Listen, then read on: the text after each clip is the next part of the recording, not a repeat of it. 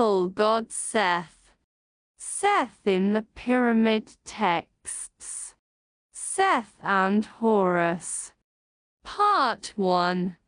In the pyramid texts there are a number of spells that indicate a conflict and reconciliation between Horus and Seth that appear to predate the rise of the worship of Osiris. Matthew labels the pre-dynastic Horus and Seth as Horus the Elder and Seth the Elder to differentiate them from the later incarnations of Horus and Seth in the Osiris texts. The pyramid texts dealing with the pre-dynastic relationship between Horus and Seth can be separated into two distinct themes. Firstly, those recounting the conflict and reconciliation between the two deities. Secondly, those in which they operate as a duality. Both Faulkner and Matthew include within the conflict texts those spells that explicitly deal with the mutilations Horus and Seth inflict upon each other. For example, spell W42, in which the king receives the eye of Horus wrested from Seth, or spell W148, in which the mutilations to Horus and Seth are healed. However, it should be considered that this group of spells is part of the Osiris myth included in the pyramid texts specifically to stress the aggressive and dangerous nature of Seth the Younger. Within the texts dealing with the pre-dynastic conflict of Horus the Elder and Seth the Elder, in spell T284 they are referred to as the two contestants, in spells P431 as the rivals and the combatants.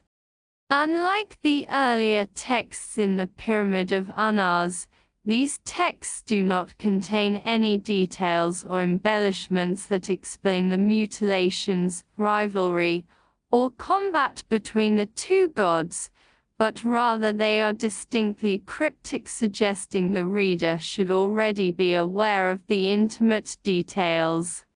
Spells W22, W213 and P279 proclaimed that Horus and Seth were reconciled, and as like the conflict texts, they are cryptic, failing to provide any details of the reconciliation.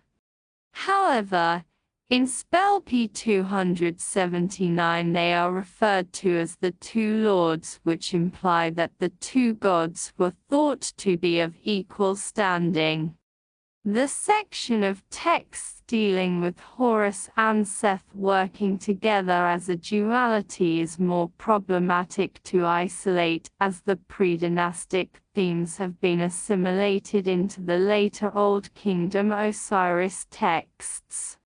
However, it is possible to discern three separate themes in which Horus and Seth operate as a duality.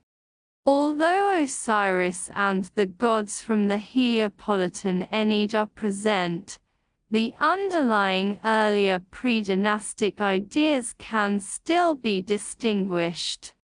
The first of the themes deals with the purification of the two gods. In spells W23 and W24, Horus and Seth are both purified with natron.